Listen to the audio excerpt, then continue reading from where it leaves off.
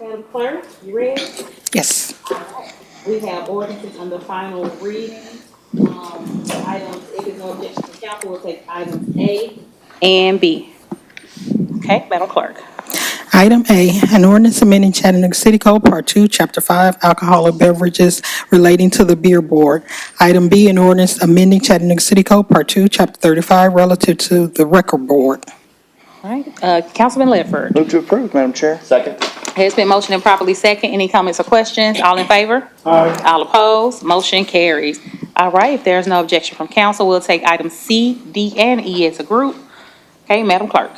Item C, an ordinance amending Chattanooga City Code, Part 2, Chapter 32, Article 3, Sections 3261 through 3285, relating to excavations and restoration of paving. Item D, an ordinance amending Chattanooga City Code, Part 2, Chapter 32, Article 12, Street Construction. Item E, an ordinance amending Chattanooga City Code, Part 2, Chapter 32, Section 3213, 3214, and 3215, relating to license to make excavations. All right, council, you've heard the reading. All right, it's been motioned and properly second. Any comments or questions? All in favor? Aye. All opposed? Motion carries. All right, Madam Clerk, ordinance under first reading, planning item A. An ordinance to amend Chattanooga City Code, Part 2, Chapter 38 zoning ordinance so as to rezone part of a property located at 6745 Customer Delight Drive from R1 residential zone to R3 residential zone, subject to certain conditions. Okay, Councilwoman Burrs. Thank you, Madam Chair. I move to defer that till April 9th. Okay, it's been motioned and properly second to defer until April 9th. Any comments or questions? All in favor? Aye. All opposed? Motion carries. Madam Clerk, item B. An ordinance to amend Chattanooga City Code, Part 2, Chapter 38 zoning ordinance so as to rezone an unaddressed property in the 6700 block of Ballard Drive from R3 residential zone C2 convenience commercial zone, subject to certain conditions. All right, Councilwoman Burrs. Ma'am, I'd like the applicant to present. All right, applicant present? Yes. All right. And is there any opposition present? Okay, Yeah, I see opposition and applicant. and I have written opposition as well. All right, and can we get a motion to get it on the floor? What? Motion to get it on the floor? Yes. Well, what I'd like to do is go ahead and let them present. Okay, I need a motion first to, no, you go ahead and let them No, you present? don't. All right, well, go ahead and present Yeah, then. go ahead. Let's have the applicant and the opposition. Okay, and the opposition letter you were referring to, I've got it here, but it's actually opposing us going on just the C2 portion. The- Can we get a full presentation, please? Yeah, we Sure, don't is need. Brian here? Planning for- All right, thank you. All right, no problem. Okay. All right, Mr. Schultz, how are you today? I'm well, how are you? Welcome. You're a new face for Been a me. while, been a while. Uh-huh. All right, Karen, I'm not Karen, but you I can know, I tell by can the way. tell. All right, I think we got a presentation back here to come down. all right.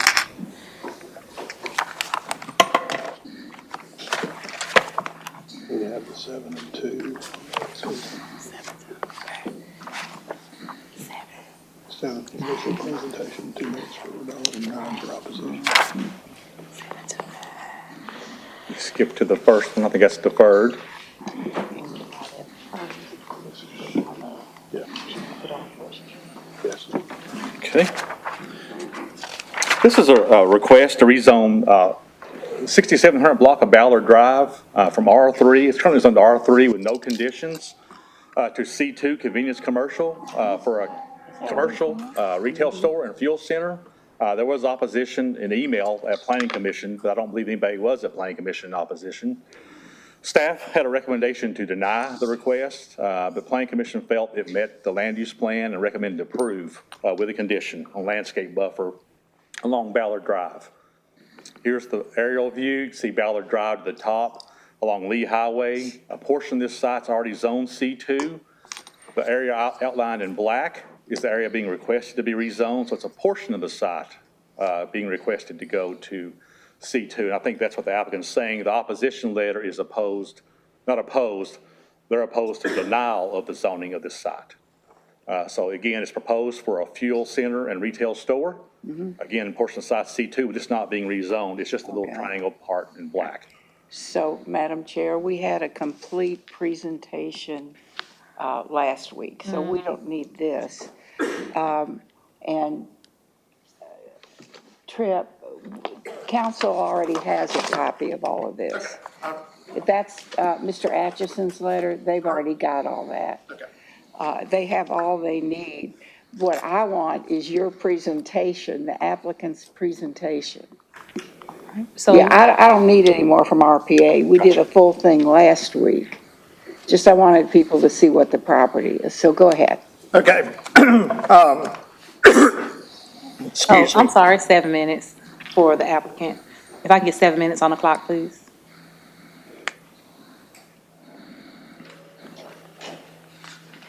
Thank you. Okay, my name's Tripp Ward, and I'm with KVAT Food Stores.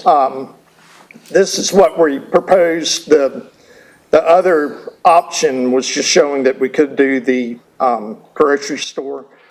We were approached by Tennessee Baptist Children's Home. They're redoing their campuses statewide. They came to us, about purchasing this property. We've obviously got one at Lee Highway, Shallowford Road. That lease is up in 2025, so we were looking for a new place. Larger store, drive-through pharmacy, also a gas station on the front there. But I've got somebody here from Tennessee Baptist Children's Home also, but in your letter, you may have seen the dollar amount that they will not get if this is not approved, which goes to, they're redoing their whole campus statewide, like I said, but each child is going to have their own bedroom, own bathroom. So the proceeds from this, 100% of it's going to pay for that. But on Dr. Burrs's advice, I had a community meeting. The two things that came up were traffic on Ballard Drive and then, lost my place, sorry, the trees. We've got a traffic study going right now that should be finished probably 6 weeks. The trees, whether it's approved for us to do this project, if not in that letter, it's zoned R3. Tennessee Baptist Children's Home feels that they can do 25 to 30 units on that acre and a half. So they're gonna have to sell it, get as much money as they can to redo their whole campus. But February 12th, Planning Commission voted unanimously to approve it. The condition that Brian was talking about was a berm along Ballard Drive. It's roughly 500 feet long, 16 feet wide, and 4 to 6 feet high in height. And we also, this is not the original plan, but on the out parcel, we have another access out onto Lee Highway. So we added a second access onto Lee Highway, but I kind of like, okay, there it is. So there's the berm, a picture of the berm. This is not a stock photo that we just found off the internet. This is actually our flagship store in Abingdon, Virginia, that, and that's what we have there. So that's kind of what it'll look like. We think that'll, provide privacy to the retirement home and surrounding homeowners. And also, I'd like to note, kind of to the northwest, behind the store, that's property that's currently owned by Tennessee Baptist Children's Home.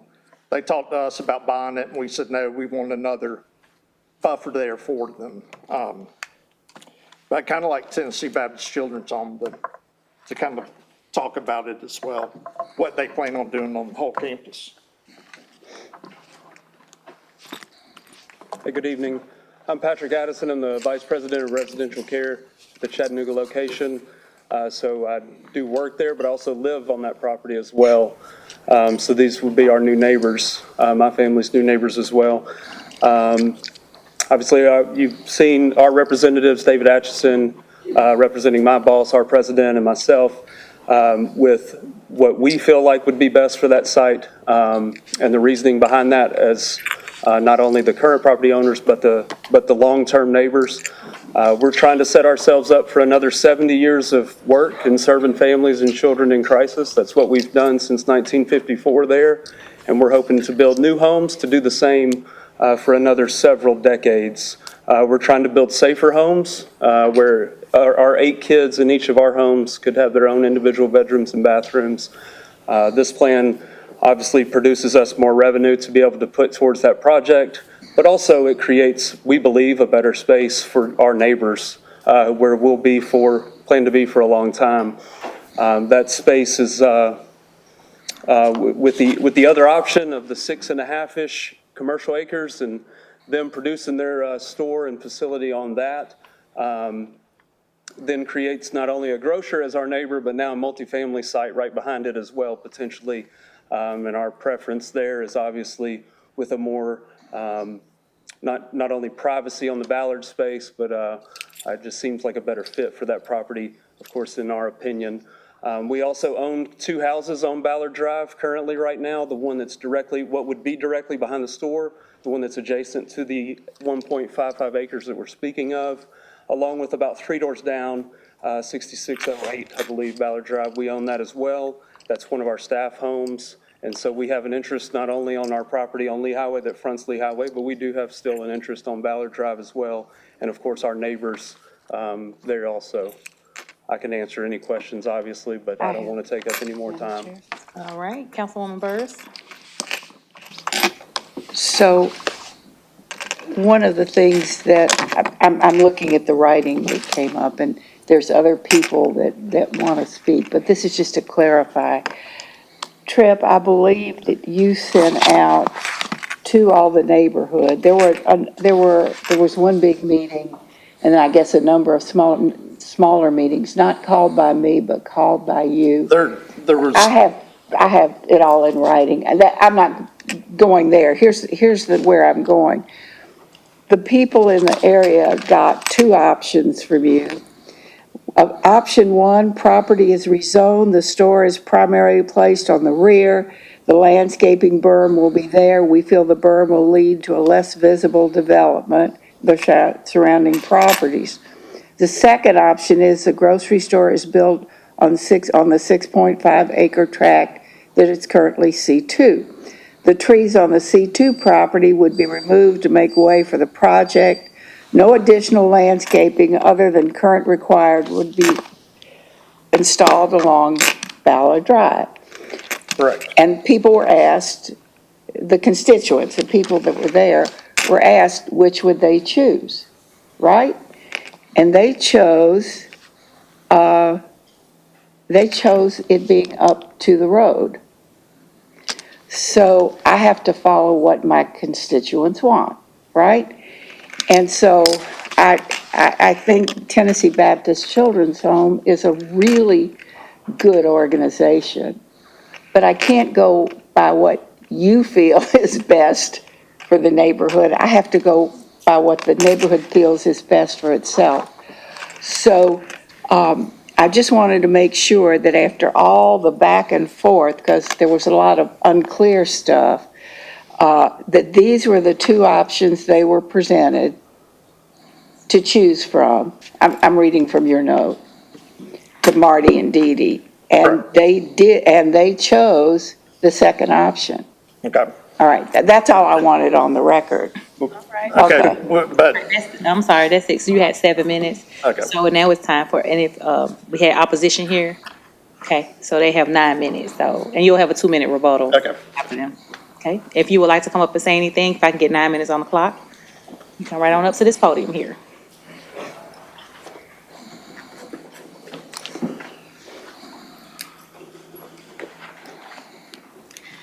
Hello, my name is Dee Dee Graham. I live in the Longview Hickory Neighbors area, and I represent all the residents that have attended the meetings that we had earlier.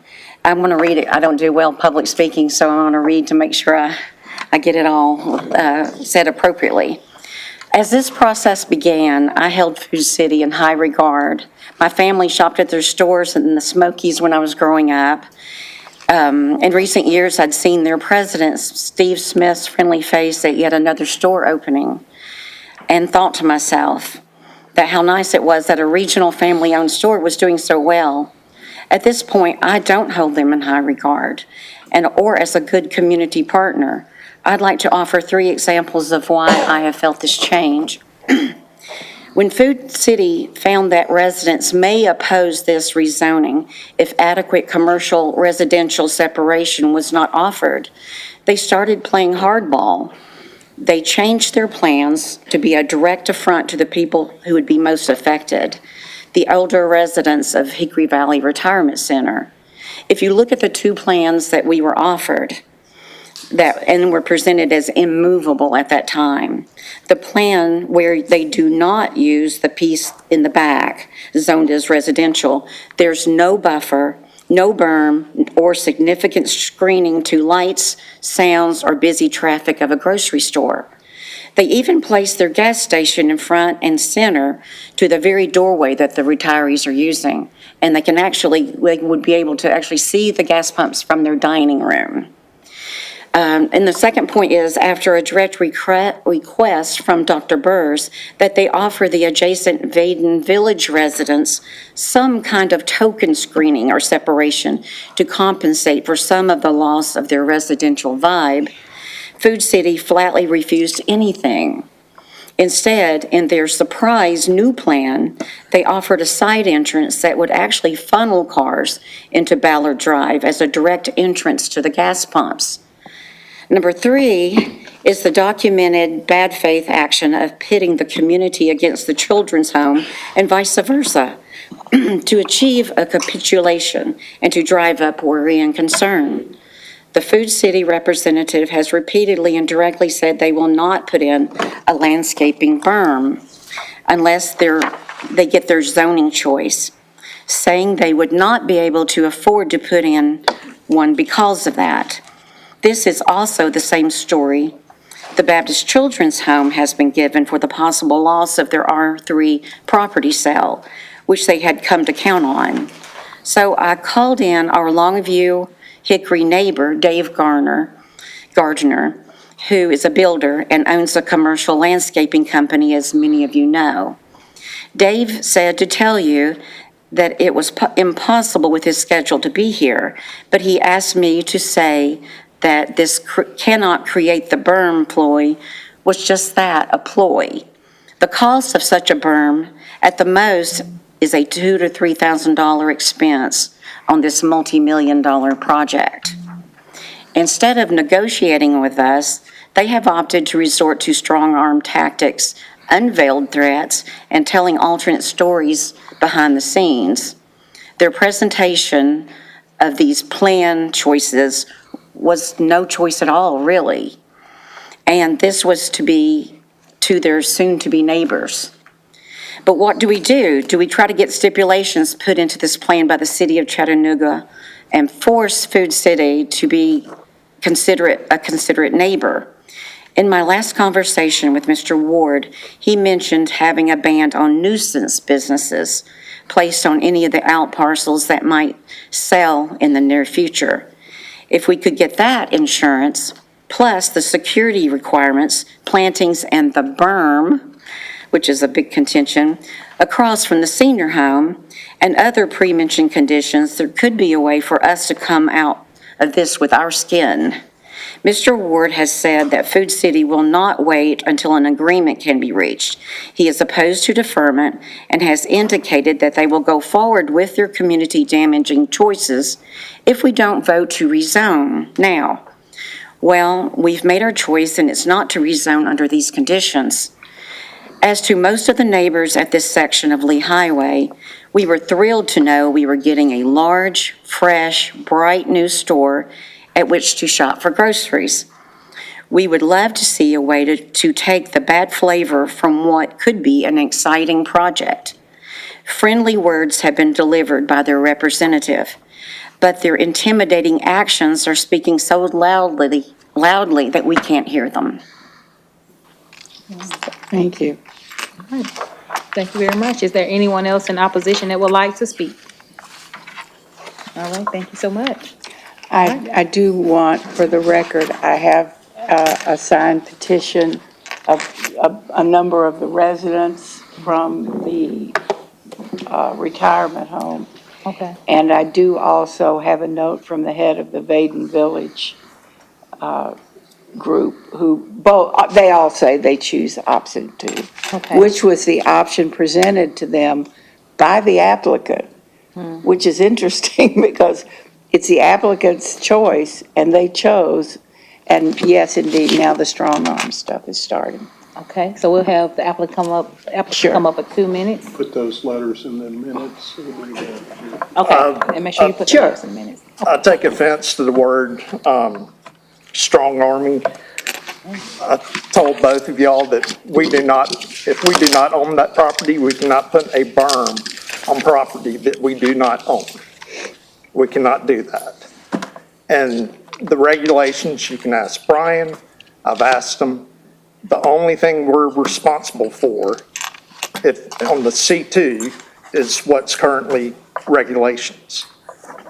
That's true. That's what the strong arm, I guess, is what she's saying, that I said, that we're only liable, not liable, but regulated on what's currently the, needed. So, and the gas station, that's just the way it ended up on the thing. I've got the nuisance uses that I've sent to Dr. Burrs. I'll read some of them. I know that was a concern about the out parcel. They are a theater, skating rink, any recreation type activity that's going to bring a bunch of cars.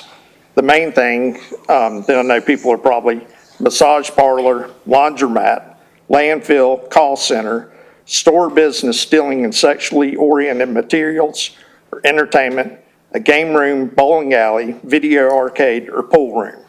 I know y'all are trying to clean up Lee Highway. This is what we put in all of our contracts, whether it's a lease or we're selling property. So this would be in there. You know, the only thing casual dining would be if they sell alcohol, it's casual dining restaurant. That's part of their operation. But we can, you know, in our first meeting, I talked about we can put shades on the peripheral lighting so it doesn't go, I mean, we don't want, you know, light going over to the retirement home or anything like that, so. All right, and that's your 2 minutes, sir. Okay. Adam? All right, okay. Couple more. Councilwoman Burrs. All right, so you're saying do all that if it's on the back of the property? Doing what? All the shades on the lighting, all the things that Oh, you're we'll do that no matter where it is. Okay, all right. Yeah. All right, so one other thing you asked about the safety and the traffic study and this sort of thing. Yes, ma'am. And so I asked Ross, are you here, Ross? I thought, yeah. So I asked the head of Public Works, because I knew there was an issue and you wanted to go forward so that we can ensure the safety that you want. And what did you find out, Ross? So what I found out was that the requirement, if this is constructed, that the sidewalks will be required for the property where the right-of-way is, next to the city's right-of-way. So sidewalks will be required. And then we would encourage that a sidewalk is built from Ballard Drive into the store for safety walk, so they don't have to walk through the parking lot as a best practice. And Now, I that's- think you said also do Lee Highway. Correct. Lee Highway would be correct. And that's for the front piece. Yes, ma'am. Okay. The front and Ballard, on Lee Highway Yeah. and Ballard. So there's been so much miscommunication. I wanted, maybe not of design, but I wanted it on the record. So if this should be voted down tonight, the rezoning, and if you go to the the C2 in the front, and you have that by right, the other issue had to do with the Ballard Drive, the egress, ingress on Ballard Drive. Right. Okay, so I said, okay, since that was such a interesting discussion with the people, how do we ensure safety, what needs to happen? And I said, I don't really care which way it goes, just be ready to make a report.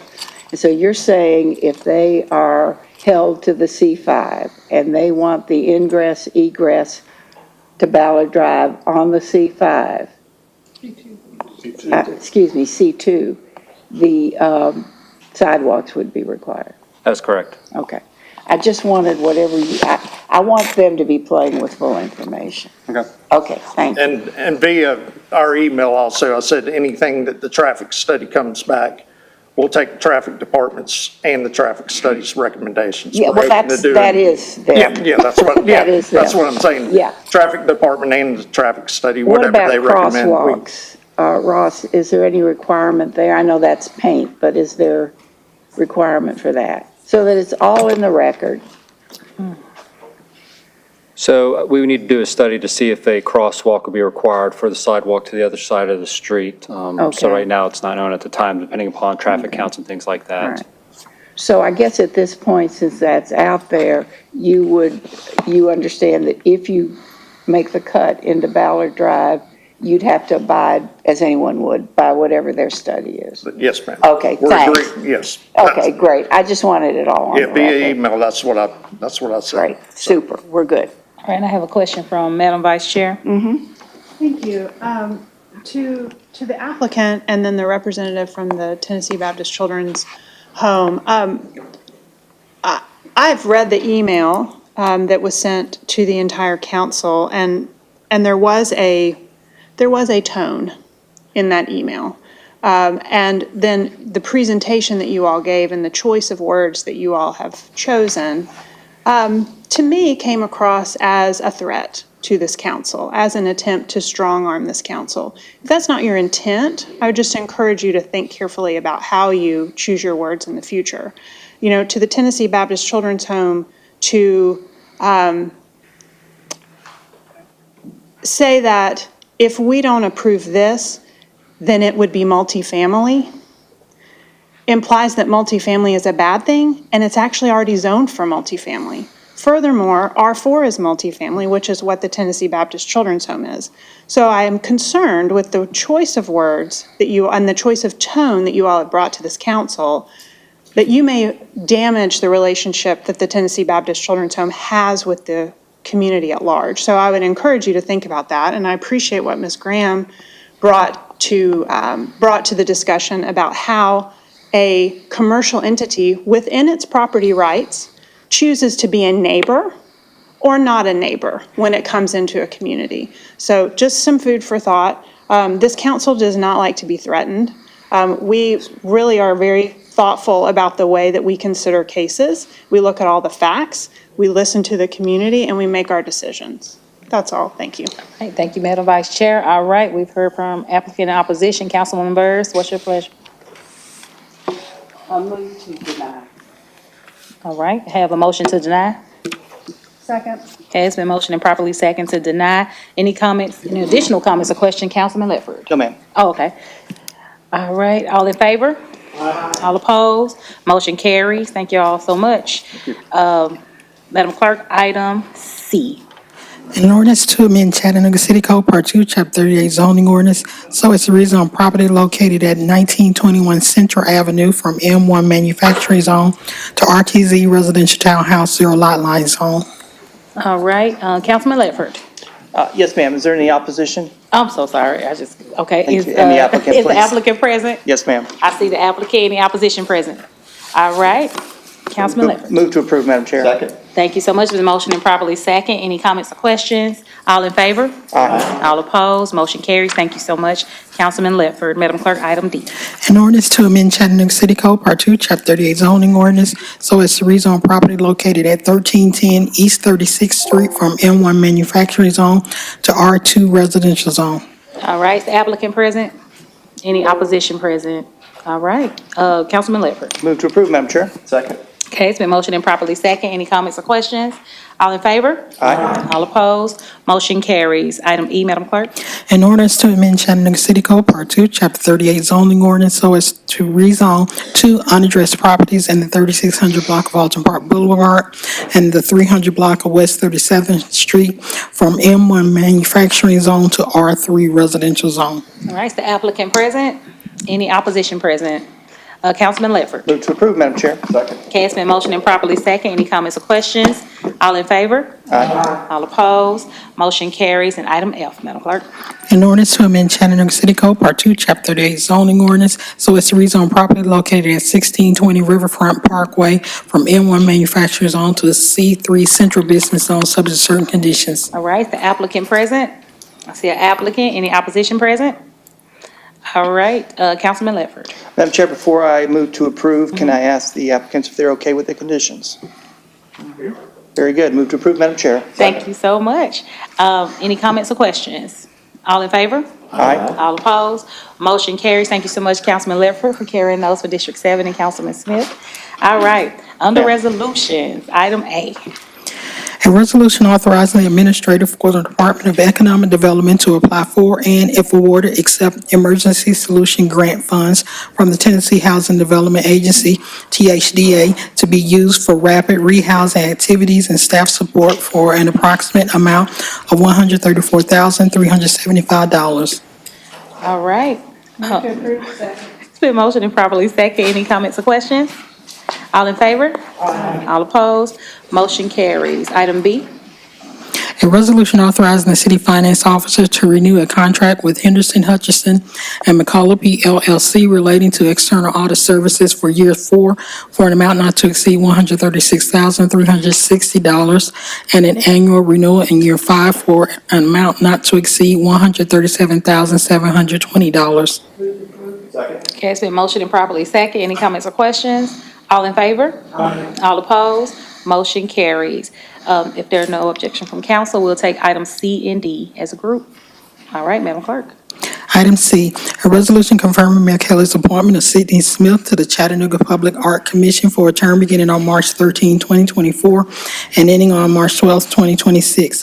Item D, a resolution confirming Mayor Kelly's appointment of Ryan Copett to the Chattanooga Public Art Commission for a term beginning on March 13, 2024, and ending on March 12, 2026. All right, you heard the reading, council. Move to approve. Okay, it's been motioned and properly second. Any comments or questions? All in favor? All opposed? Motion carries. If there's no objection from council, we'll take items E, F, G, H, and I as a group. All right, Madam Clerk. Item E, a resolution authorizing the mayor to enter into a sub-recipient agreement with AIM Center to support the goals of the City of Chattanooga's CARE Coalition to address health disparities in Chattanooga by providing mental health services to the city's underinsured and homeless populations for an amount not to exceed $255,750. Item F, a resolution authorizing the mayor to enter into a sub-recipient agreement with Scenic City Wellness to support the goals of the City of Chattanooga's CARE Coalition to address health disparities in Chattanooga through work in health literacy, health data, and continued COVID-19 response for an amount not to exceed $278,250. Item G, a resolution authorizing the mayor to enter into a sub-recipient agreement with Medical's Mission Fund to support the goals of the City of Chattanooga's CARE Coalition to address health disparities in Chattanooga through work in health literacy, health data, and continued COVID-19 response for an amount not to exceed $175,000. Item H, a resolution authorizing the mayor to enter into a subrecipient agreement with First Baptist Cares to support the goals of the City of Chattanooga's CARE Coalition to address health disparities in Chattanooga by providing mental health services for an amount not to exceed $20,290. Item I, a resolution authorizing the mayor to enter into a subrecipient agreement with Align Wellness to support the goals of the City of Chattanooga's CARE Coalition to address health disparities in Chattanooga by providing mental health services for an amount not to exceed $12,500. Second. Okay, it's been motioned and properly second. Any comments or questions? All in favor? All opposed? Motion carries. Madam Clerk, on the planning, item J. A resolution approving a new special exceptions permit for a new liquor store located at 5506 Hickson Pike. Okay, Councilman Smith. Okay, it's been motioned and properly second. Any comments or questions? All in favor? Aye. All opposed? No. All right, motion carries. Madam Clerk, item K. A resolution approving a special acceptance permit for a residential plan unit development amendment for property located at 6107 Hickson Pike. All right, Councilman Smith. Thank you, Madam Chair. As I said last week, there's been significant opposition on this case. We've been discussing it for quite some time, but the applicant has requested a 30-day deferral so that they can try to work through some of those issues. So with that, I would like to move to defer for April 9th. Second. Okay, it's been motioned and properly second. Any comments or questions? All in favor? Aye. All opposed? Motion carries to defer until April the 9th. Thank you, ma'am. Thank you. Madam Clerk, Public Works, item L. A resolution authorizing the administrator for the Department of Public Works to renew the professional services on-call blanket contract for modeling and floodplain analysis services, contract number S20004-100 for year 4 of 4 to the 5 consultant firms listed per the qualifications package in the amount of $750,000. 1, Stantec Consulting Services, Inc., 2, CDM Smith, Inc., 3, WSP USA Environmental and Infrastructure, Inc., formerly Woods Environment and Infrastructure Solutions, Inc., 4, ICOM, and 5, S&ME, Inc. Move to approve. Okay, it's been motioned and properly second. Any comments or questions? All in favor? All opposed? Motion carries. All right, we have reached purchases. Are we, I'm sorry, I'm clearly ready to go. I'm sorry, wastewater, item M and N. If there's no opposition, we'll take that as a group. All right, Madam Clerk. Item M, a resolution authorizing the administrator for the Department of Wastewater to execute a memorandum of understanding in substantially the form attached with the City of Chattanooga Industrial Development Board for the design and construction of the Class A Power, Class A Biosolids and Process Optimization for Wastewater Energy Recovery Project. Item N, a resolution amending resolution number 31538 entitled, a resolution authorizing the administrator for the Department of Public Works to award contract number W22018-201, raise and lower manholes for Tennessee State Paving Projects to Professional Concrete Finishing, Inc., Chattanooga, Tennessee, for $449,675 with a contingency in the amount of $50,325 for a total amount of $500,000, and renaming the resolution as a resolution authorizing the administrator for the Department of Wastewater to award contract number W22018-201, raise and lower manholes for Tennessee State Paving Projects to Professional Concrete Finishing, Inc. of Chattanooga, Tennessee, for year 1 with 3 annual renewals for an amount not to exceed $500,000. Second. Okay, it's been motioned and properly second. Any comments or questions? All in favor? All opposed? Motion carries. Now we come to purchases. All right.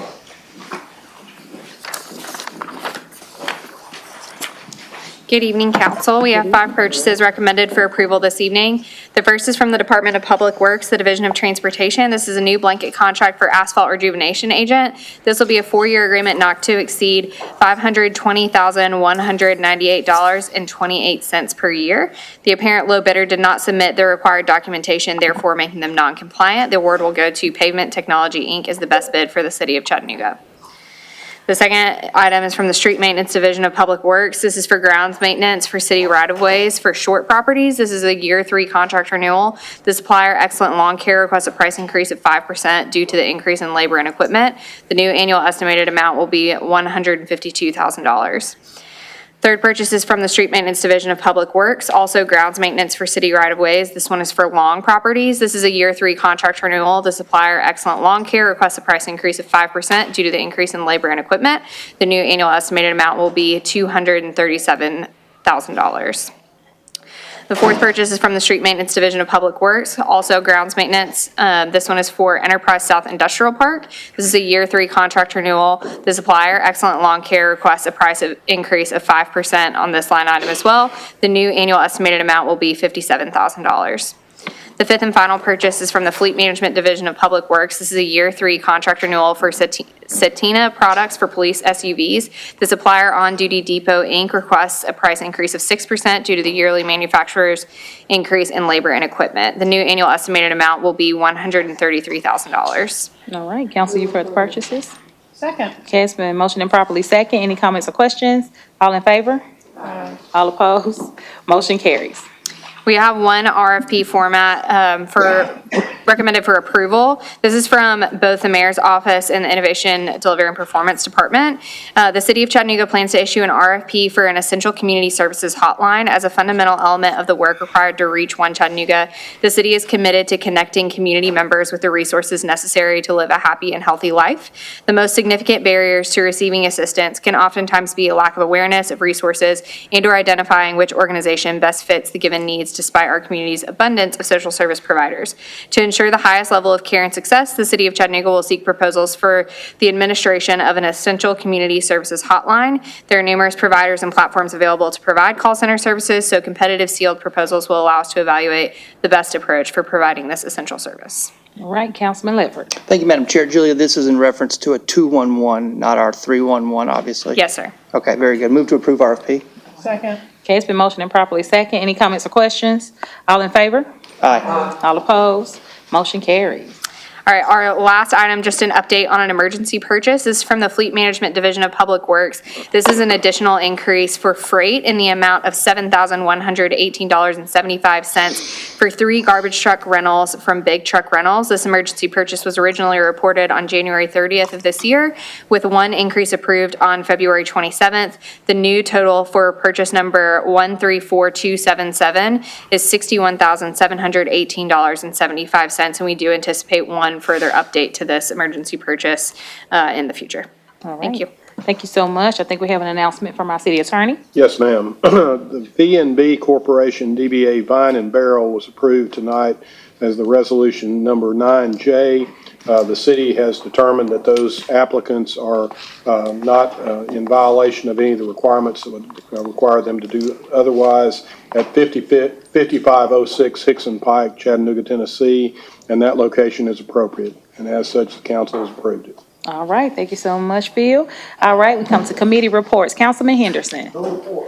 Y'all, a little light down there. Councilman Ledford. Thank you, Madam Chair. No report for committee, but I do want to take a moment to announce once again our third work session on the proposed zoning codes will be on March 26th in the Collins Conference Room, and that will start at 1 p.m. So, Mr. Dooley, if you're in school, you can follow that online, and you can report back to us anything we missed there, okay?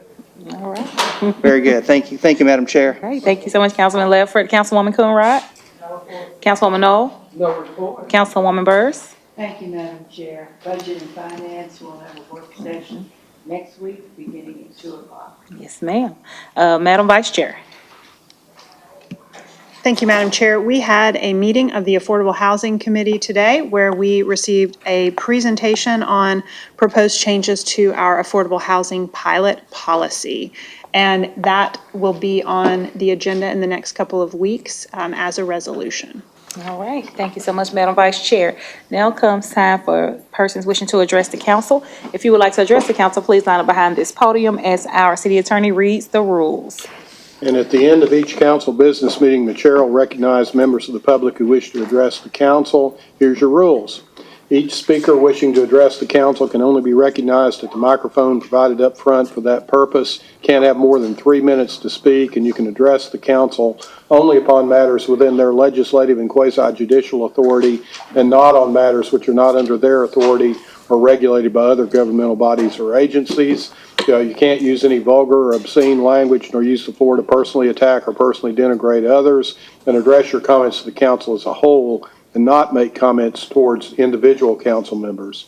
And lastly, do not engage in disorderly conduct or disrupting a public meeting, which is prohibited by Tennessee law. And someone commits that offense if a person substantially obstructs or interferes with the meeting by physical action or verbal utterance with the intent to prevent or disrupt a lawful meeting or gathering.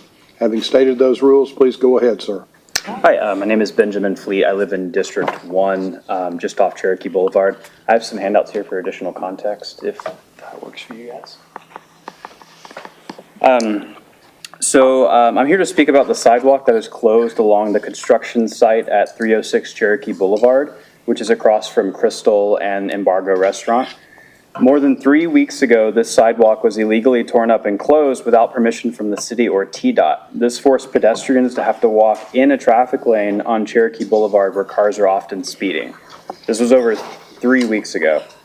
My wife and I have personally witnessed a mother pushing her baby in a stroller attempting to traverse this closure. And just yesterday, I stood lookout for an elderly gentleman with mobility issues as he walked into a lane on Cherokee Boulevard to get around this spot. Yesterday afternoon, signage was finally put up at the dangerous unprotected crossing next to Leroy's on the east side of the closure. And additional signage was added to the Manning intersection, but unfortunately it tells people to go in the wrong direction. And there's no indication that the sidewalk is actually closed ahead. It just has a detour sign facing like the 5 Points apartment building, which is, you're supposed to go across the road there to get around it. There's also, today over lunch, I witnessed multiple people scrambling across Cherokee at various places since the alternative route is both confusing and inefficient.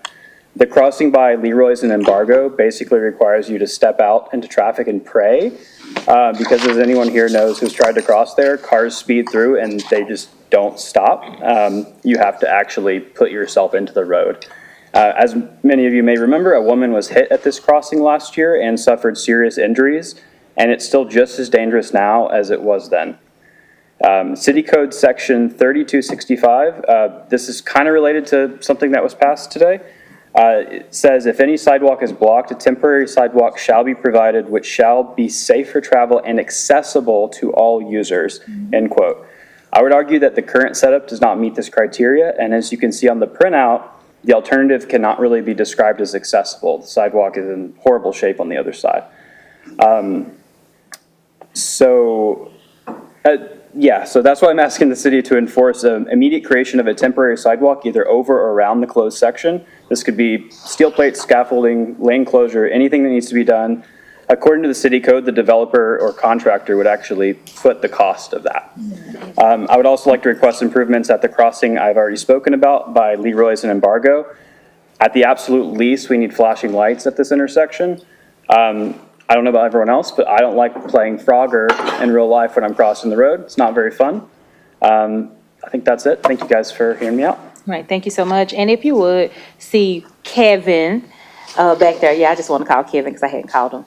So he's back there. You can see him after the meeting, or Ross, who's also in the back. Okay, thank you so much. Yes, thank you. I'd just like to say that a sidewalk near where I live on 13th and Broad has also been broken for a couple months. I've reported it to 311 and it hasn't been fixed. My name is William Temple. I live on the south side in District 7, and I'm here today to share some thoughts about the proposed Fraser redesigns. I support option B. Before I talk about why, I want to talk about something I've noticed in the discussion and debates I've had with others about this issue. Many of the discussions I've heard about the proposals have a kind of latent assumption in them that people are one of drivers, cyclists, or pedestrians. Today, most people drive, many people walk, and some cycle, but individuals are not always one or the other. I'm not a cyclist, I'm just a guy who has a bike. I would love to cycle more than I do, where it's safer and more comfortable. And I simply don't feel comfortable riding on the road with automobiles under any circumstances.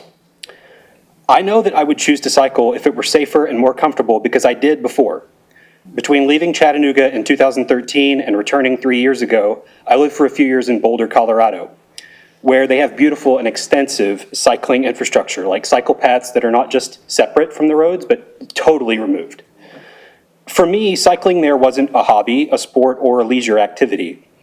It was just the most enjoyable way to get around. That's why I support option B. I know from firsthand experience that many people like me who aren't cyclists by identity would gladly choose a bicycle for a healthier, more enjoyable way to get around that doesn't require a car parking space at your destination, which is surely the worst part of driving. On a personal note, I've been working on my physical health this year, so I'll say that I was significantly healthier living in Boulder. the healthiest I've been in my life, and especially healthier now that I am in Chattanooga. As you all probably know, Chattanooga is one of the most obese cities in the country, and that's a statistic that I'm unfortunately reflected in. I bear the ultimate responsibility and consequences of my own health, but you can take it from someone who knows firsthand. Staying fit and healthy is much, much easier when the place you live supports an active lifestyle that you just don't have to think very much about. The two-way bike lane in option B could, in the future, be extended down Cherokee Avenue, across the John Ross Bridge, connecting to the bike paths that are already present on Broad Street today. And I'd really like to see those extended south to Main Street. And ultimately, having a network of safe cycling lanes in the downtown area is what will enable people like me to practically use cycles. And option B is the option that I believe moves us towards that future. And thank you for your consideration. All right, Will, thank you so much. And you did mention 13th and Broad, the sidewalk. I'm sorry? You did mention 13th and Broad. Yes. Okay, you can see Kevin too. Where they're developing that food city, Oh, there okay. are holes. in That's the okay, sidewalk. Kevin's gonna help you. There you go, right there. Yeah. Right. Good day. All the right people. All right, let's go, Mr. Bell.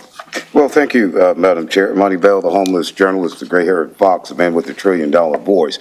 I'll say 625 Georgia Avenue as my address, and I'll say 1000 Lindsay Street, Chattanooga, Tennessee, as my address. But Monty Bell sleeps on the sidewalk, and I have to move out of the way for bicyclists. This is my hometown, and I've been here for a little over 61 years.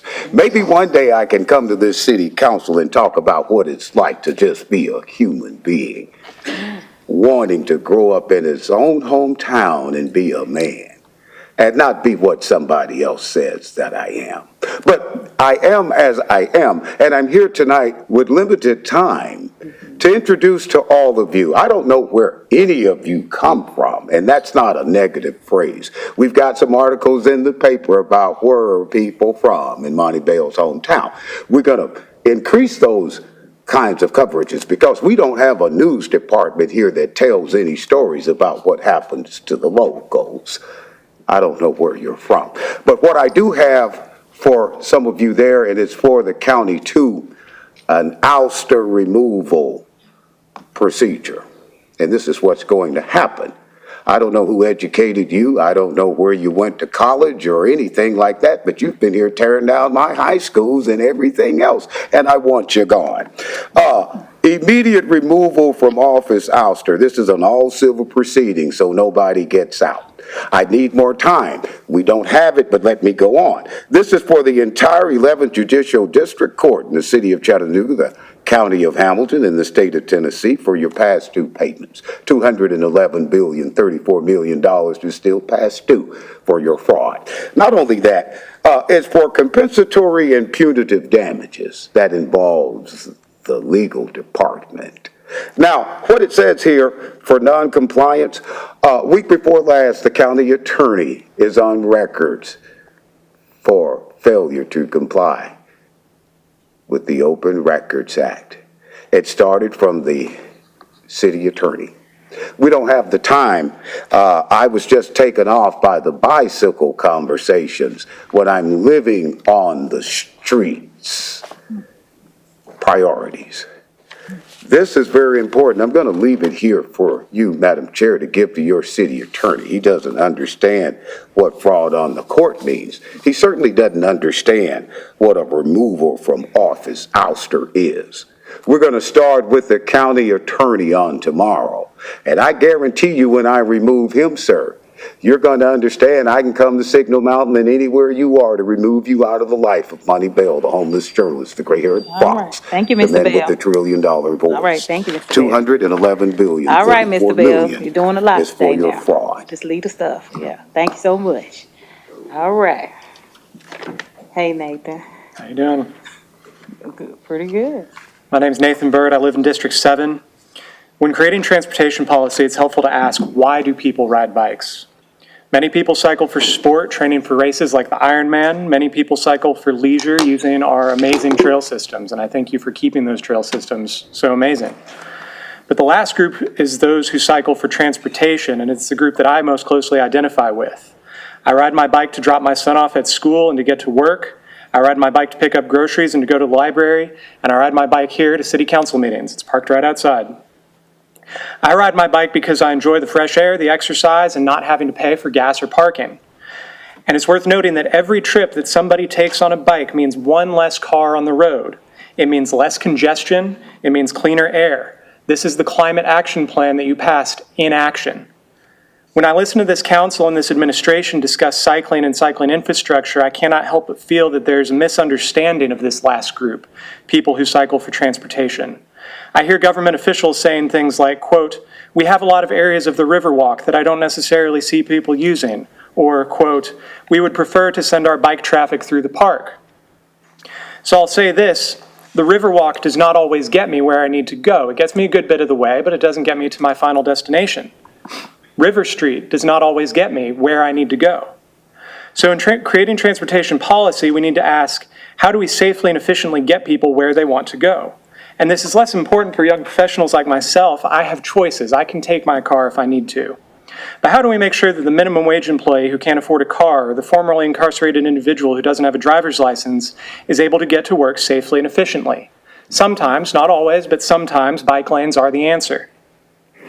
When I look at the two options presented for Fraser Avenue, I'm frankly confused as to why the administration prefers option A. We already have hundreds of cyclists using the Walnut Street Bridge each day, according to the counts that were completed last year. Yet the administration's preferred option has no dedicated cycling connection to the Walnut Street Bridge. How many more would ride to work across the Walnut Street Bridge if there were a safe cycling connection? The administration says they're concerned about pedestrian safety, yet they prefer the plan that would encourage less confident cyclists coming from the Walnut Street Bridge to ride on the sidewalk. The administration says they're concerned about a thriving merchant community, but nearly every available study indicates that cyclists patronize businesses more frequently than drivers or pedestrians. And the administration says that their final lowest concern is traffic flow, yet even by this metric, their preferred option fails, pushing more confident cyclists coming from the Walnut Street Bridge into the traffic lanes and slowing drivers. So by every metric that the administration has presented, option B is the better choice for Fraser Avenue. Thank you. All right, thank you so much. Hi, good evening. My name is John LaRosa. I am newly living in District 2. And I just wanted to, very initially, I forget the gentleman's name who spoke first, but I know that intersection pretty well and, or that area of Cherokee pretty well. And I would also really like to see that, that temporary sidewalk erected during the construction period. I don't have anything really to add to the support, to voice my support for option B beyond what Will and Nathan just said. But, you know, I came down here tonight, as I have many times, and I figure I might as well use my 3 minutes that are allotted to me. So just want to voice my support again for option B. Thank you all. And I'm so excited for both. Whatever option happens, I'm so excited. It's going to be safer. And I support option B, but I'm excited that it'll be a safer place for all Chattanoogans and visitors. Thank you all. All right, thank you. Hello again. I'm Patrick Addison, District 6. And I'm not addressing the vote or any of that.